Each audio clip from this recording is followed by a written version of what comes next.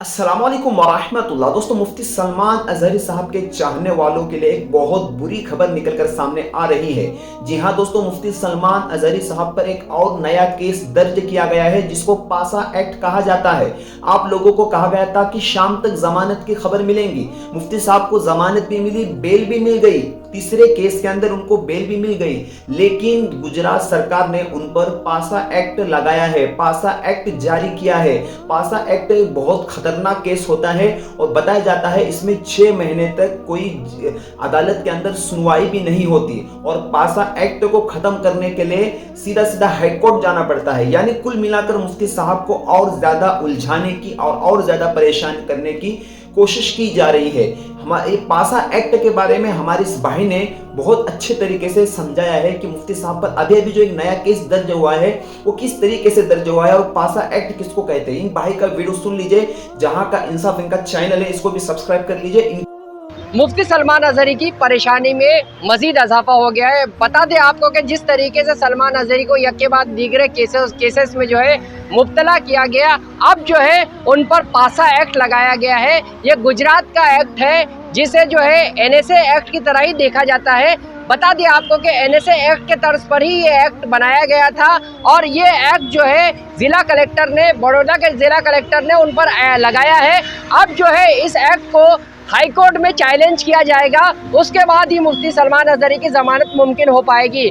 बता दें आपको कि पासा एक्ट जो है एक ऐसा एक्ट है जिसमें यह बताया जाता है कि मुलजिम ने जो है मजहबी मुनाफिरत पैदा की है और दो फिरकों में बदअमनी पैदा करना और मुल्क के खिलाफ जो है नफरत अंगेज पैगाम को आम करने जैसा मामला जो है इस एक्ट में शामिल किया जाता है। मुफ्ती सलमान अजहरी जो है एक के बाद दीगरे केसेस में जो है रिहा हो गए हैं, लेकिन अब जो है ये नया केस उन पर लगाया गया है। इसमें जो है 6 महीने तक कोई सुनवाई नहीं होती है और अदालत जो है इसे समाअत के लिए कबूल नहीं करती है। इस मामले में जो है हाई कोर्ट में चैलेंज किया जाता है और हाई कोर्ट में अगर चैलेंज एक्सेप्ट होता है और फिर ये पासा एक्ट खत्म होता है तो उसके बाद ही जो है इस पर बाज़ाब्ता तौर पर समाअत होगी और 15 दिनों के अंदर जो है मुफ्ती सलमान अजहरी की रिहाई मुमकिन हो सकती है। बता दें आपको कि मुश्किलात में उनके मजीद इजाफा हो गया है इस एक्ट को लगने के बाद। जो है जिस तरीके से सलमान अजहरी की परेशानियां बढ़ रही है उससे जो है उनके चाहने वाले में भी नाराज़गी पाई जा रही है। जिस तरीके से सलमान अजहरी ने एक मुतनाज़ा शेर जो है पढ़ा था, उसके बाद जो है उन्हें यके बाद दीगरे गुजरात में 3 केसों में जो है गिरफ्तार किया गया। अब 3 केसों में उन्हें जमानत भी मिली, लेकिन अब जो है पासा एक्ट जो है गुजरात सरकार ने लगाया है। ये एक्ट जो है एनएसए एक्ट की तर्ज पर ही बनाया गया है। इसमें एक्यूज को जो है मुलजिम को 1 साल तक जमानत नहीं दी जाती है और जेल में ही रखा जाता है, लेकिन इसमें ऑप्शन ये है कि वो हाई कोर्ट जाकर इस एक्ट को चैलेंज कर सकते हैं।